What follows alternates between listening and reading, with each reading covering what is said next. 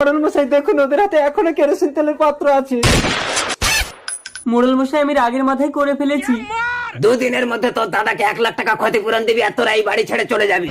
না না মোড়ল মশাই, ওদেরকে ঘর ছেড়ে যেতে হবে না, মহাজনের 1 লাখ টাকাটা দিলেই হবে। দেখেছিস তোর দাদা বৌদি ভগবানের মতো। মোড়ল মশাই আমি আজই গ্রুপ থেকে 1 লাখ টাকা লোন নিয়ে দাদাকে দিয়ে দেবো। ঠিক আছে। এই মুরগি চো, তো দাদাকে যে 1 লাখ টাকা লোন করে দিয়েছি ওটা চুরি করে নিয়ে আয়, আর আসার সময় বাড়িতে আগুন লাগিয়ে দিয়ে আসবি, তাহলে ভাববে সব টাকা পুড়ে গেছে। ঠিক আছে। কি ব্যাপার, বাড়িতে কেউ নেই কেন?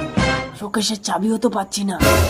এখানে কাগজে কি লেখা আমি তো পড়তেও জানি না। না না, তাড়াতাড়ি বাড়িতে আগুন লাগিয়ে পালাই, কেউ এসে যাবে। তোমাকে দেখতে পারিনি তো রাজু? না, কিন্তু কোনো টাকা পাইনি, এই চিঠিটা পেয়েছি। কই দেখি দেখি। প্রিয় ভাই, তোদের 1 লক্ষ টাকাটা আমাদের খাটের তলায় আছে। আমি জানি তোরা কোনো দিন এতগুলো লোনের টাকা গ্রুপে শোধ দিতে পারবি না, তাই আমরা দুজন ঘর বাড়ি তোদেরকে দান করে কেরালায় কাজে চলে এসেছি।